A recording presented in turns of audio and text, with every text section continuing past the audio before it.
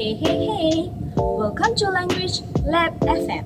Today I'm here, Suguna, and joining me here, Chai, Maria, Veena, and Mangal as a co-host.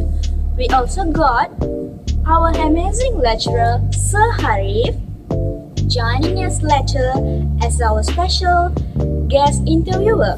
Plus, two super caller will be popping in too. Stay tuned with us. So here's a question that popped into my head yesterday. Like, how do babies learn their first language? Like, they don't take classes, right?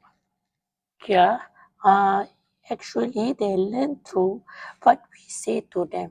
For example, my nephew's son, he just 2 years old, but he know the words makan, minum, tidur like that. When we say we want to go to eat, he know, oh, I also want to come. He say, when we say tidur, tidur, he will say, okay, okay, like that. He understand what we talking. How they learn is every time when we say the words, it's come up, it's here to them, so they understand what mean by us. That's how the children learn, and they not like us use grammar books or vocabulary books. So they learn through what we say and what we tell them. Oh, that's adorable. That's first language acquisition, right? The language we learn naturally while growing up. Exactly. It happens without a formal teaching, like we just absorb it from environment. So yeah, that's called a natural learning context. Yeah, I agree with you because, for example, for me, I mix. So my first language is Mandarin, and my second language is Indian, and third is English. For me, first of all, I will learn from my father. First of all, the Mandarin is so hard for me. For first time, I really didn't understand what they are talking. For second time, every time I say, they say, like go eat, come to eat, what are you doing? When I heard that, I know, oh, they are saying this, saying this. After that, same with my mother. Oh, after that, for English also same like that. Sometimes when I didn't understand, I will use tools just like YouTube, quizzes, and ChatGPT to see what they are usually talking, because to maintaining English language is not so easy, because in English we got so many vocabulary, so we need to learn more and more. Yep. Natural versus instructed. It's like learning Malay from your family and learning French in your school. Boom! Simple. Now, let's bring someone with real experiences. So, hi Hari sir. So, thanks for joining with us. So, we are super excited to have you here. So, before we jump into the big questions, can you tell us a little about your teaching background? Like, how long have you been teaching? And then, what made you want to become a language teacher? I've been teaching around, I think, close to 10 or 11 years, like that. Okay. How I become one? I accidentally. It was an accident. Accidentally. When I took TESOL, I thought that it's just because I'm good in English. I didn't know that this program is actually asking you to become a teacher. I mean, the program is teaching English. I thought like more like, okay, I'm good in English. I will take an English course, and then like I'll work something else, like maybe in banking and so on and whatnot. But That's after a while, it got to 10 years. Sir, in behaviorism, they talk a lot about reinforcement, basically giving rewards or praise. Do you ever use that in your classes? Like, do you find students improve more when they get encouragement or small wins?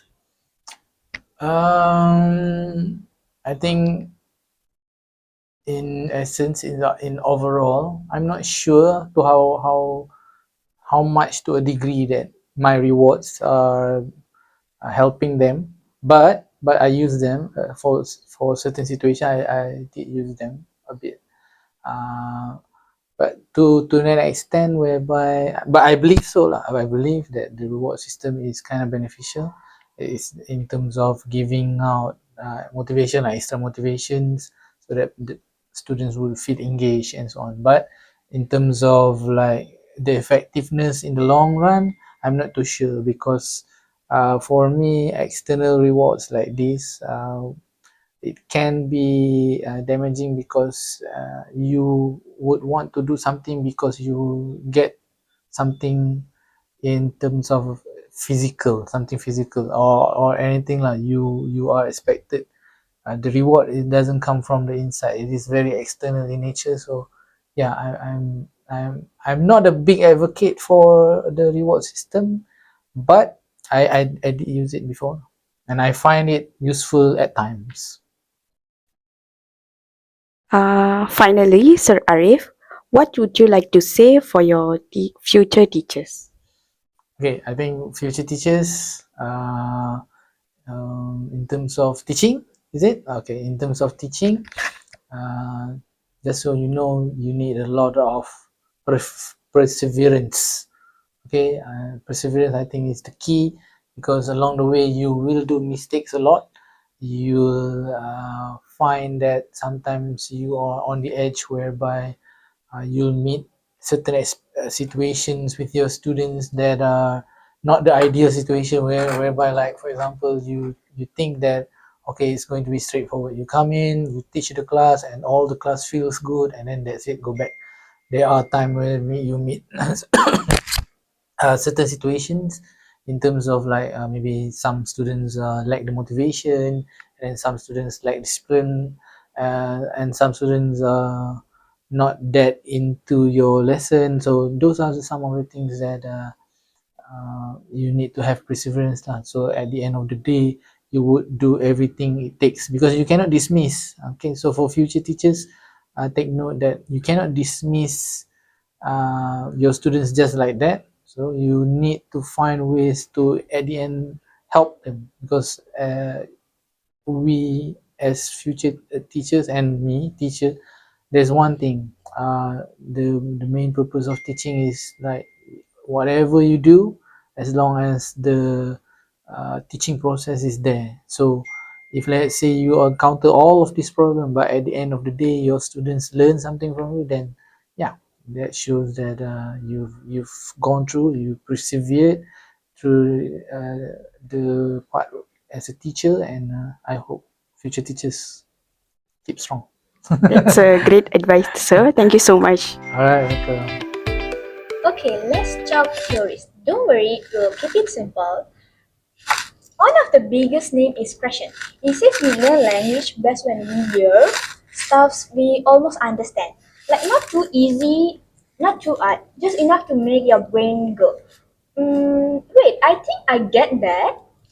Yeah, and he also says that we need to feel chill, like no pressure, no scary pop quizzes. So just good vibes and always be motivation.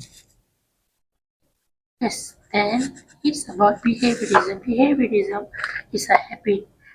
When we do something that we did, it will automatically copy to our mind. So when we done something, just like a simple words, as we say, I eat ready. When we say it to our children, when we say it to them, I want you to eat. When they hear that and we do the action, on the same time we say that words, they know, oh, my mom asked me to eat. And in 2 3 years they know already, when you say come, we go eat, and they will come to you. It's called behaviorism. And don't forget Chomsky's idea, universal grammar. He believed we were born with a built-in grammar system, like a language starter pack in our brains. Pretty good, right?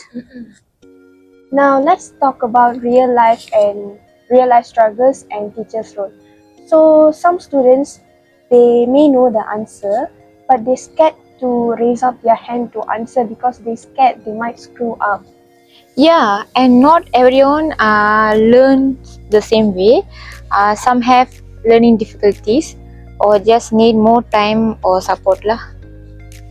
Yeah, that's correct. Uh, we, the student really meet some problem in their studies. For example, we as a teacher, we teach them about poem or we teach them about vocabulary. We cannot just say through our mouth. We say this. We cannot like that because not every children got the same ability to understand what we know. Every student have their specialty to understand that. Some student may be through music, some student may be through image, some student may be through audio. So we should use many ideas and many different tools to teach them. So, what actually teachers can do? First, give them input they almost understand, like fun stories, simple YouTube videos, or TikTok videos. The second one, create a safe, judgment-free zone. Let them make mistakes and learn from it. Yeah, and reinforce learning with fun methods like games, songs, or role play like that lah. And also most importantly, give students real chances to talk, not just memorize. Let them speak about topics they can care about it. Now let's hear from our first caller, Radhika. What's your experience with learning a second language? Hi everyone. I struggled with English in school because I was afraid of making mistakes. But when my teachers started using games and group work, I felt more comfortable and started speaking more. That's a great example, Ratika, of how lowering anxiety and providing engaging input can make a real input difference. Let's take our second caller, Teacher Divya. What helped you in your language learning journey? Hello. Watching movies in my target language really helped me to pick up new words and phrases. It feels like studying and more like fun. That's clear input action. Exposure to real language in context is powerful. So, what do we learn today? Language learning is not one size fits all. But these theories give us tools to understand learners better. Whether it's giving more input, building good habits, or just creating a chill space, it all helps. Finally, I want to thank all of our crew members and our guest Arif for the wonderful ideas, for his every teaching, and finally we want to say that teaching is a passion. We should do it with interest, not do it for money. That's all. Thank you.